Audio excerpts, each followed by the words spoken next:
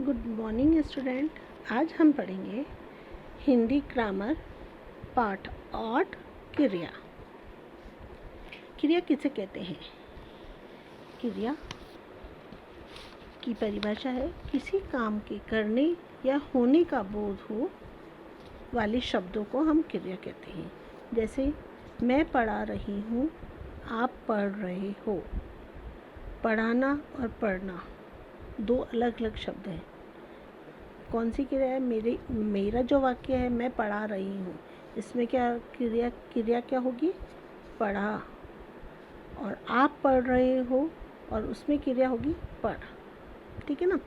इसी तरीके से यहाँ पे कुछ वाक्य दिए गए हैं, उन्हें हम पढ़ेंगे। जैसे राम पुस्तक पढ़ रहा है, घोड़े दौड़ रहे हैं, राहुल साइकिल चला रहा है, सूर्य उदय हो रहा है, मोहन क्रिकेट खेल रहा है और किसान हल चला रहा है।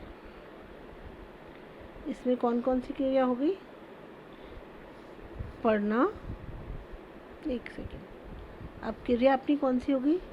पढ़ रहा है, दौड़ रहे हैं, चला रहा है, उदय हो रहा है, चला रहा है और खेल रहा है। जिन शब्दों से हमें किसी काम का होने का पता चलता है वे शब्द क्रिया कहलाते हैं।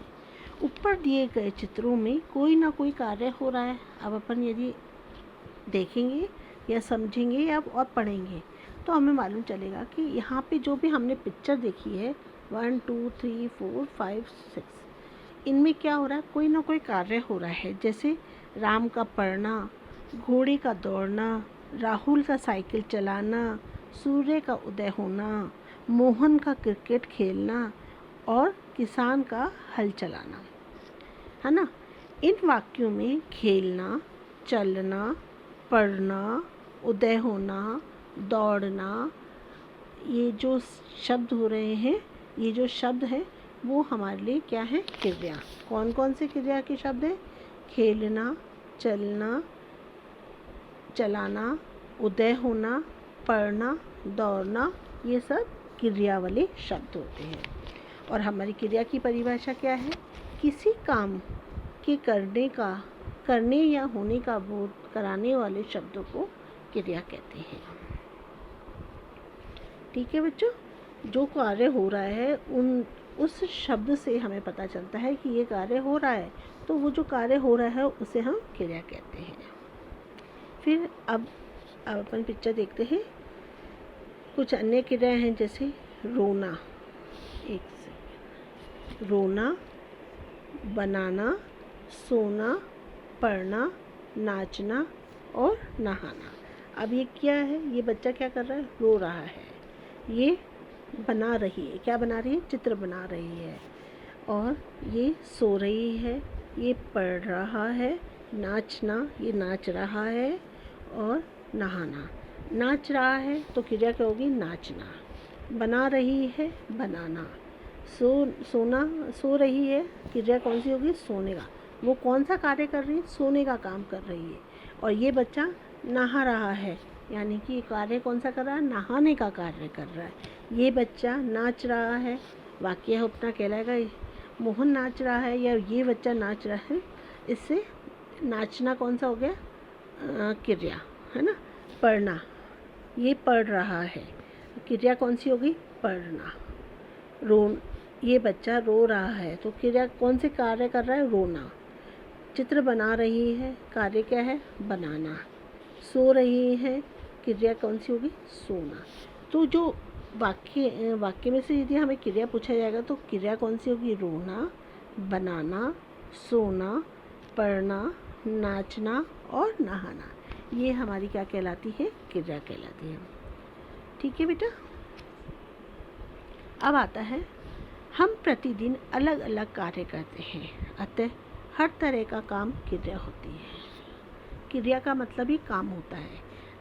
हम रोज़ कोई ना कोई काम करते हैं। सोते भी हो, खाते भी हो, नाचते भी हो, नहाते भी हो, और पढ़ते भी हो, खेलते भी हो, ये सब जो क्रिया होती है वो कौन सी? खेलना, पढ़ना, ये हमारी क्रिया होगी। जो आप काम कर रहे हो वो कौन क्या कहलाएगा? क्रिया कहलाएगी। क्रिया एक तथा एक से अधिक शब्दों की भी होती है, मतलब एक शब्द की भी होती है और एक से अधिक शब्दों की होती है। अब दो वाक्य दे रखे, बच्चा खेल रहा है। पहला वाक्य है बच्चा खेल रहा है। अब हमें मालूम चल रहा है, कैसे मालूम चल रहा है?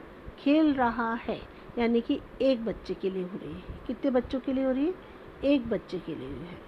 दूसरे वाक्य में बच्चे खेल रहे हैं यानी कि खेल रहे हैं, सॉरी यहाँ पे क्या होगा?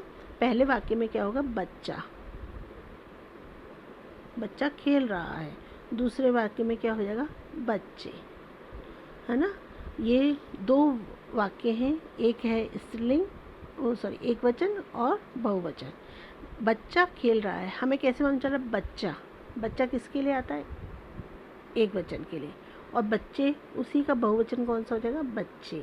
जब बच्चा खेल रहा है तो क्रिया कौन सी होगी? खेल रहा है। और बच्चे खेल रहे हैं तो ये बहुवचन है, बच्चे खेल रहे हैं, क्रिया कौन सी हो जाएगी? एक से अधिक दो के लिए खेल रहे हैं। इन वाक्यों में रहा है एक शब्द के लिए है तथा रहे हैं एक से अधिक के लिए प्रयोग किया गया है। वाक्य के अनुसार क्रिया का रूप भी बदल जाता है। कोई वाक्य के अनुसार उस क्रिया का रूप भी बदल जाता है। जैसे सीता खेल रही है, सीता खेल रही है।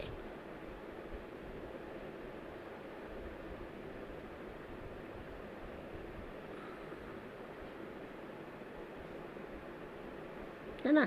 एक वाक्य हमारा ये है सीता खेल रही है, और दूसरा वाक्य होगी सीता और गीता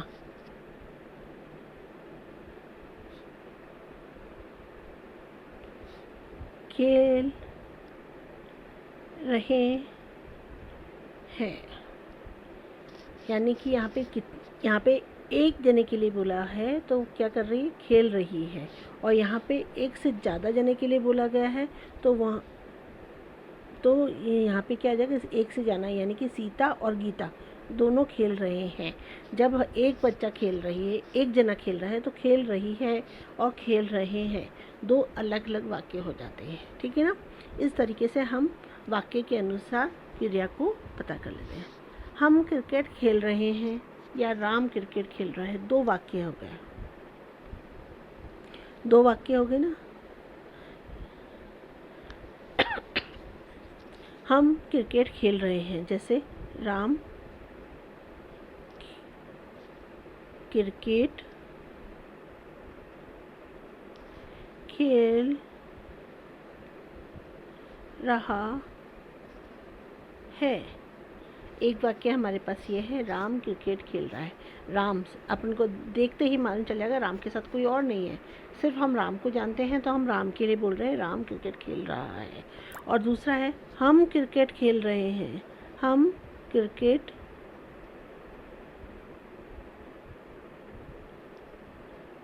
खेल रहे हैं।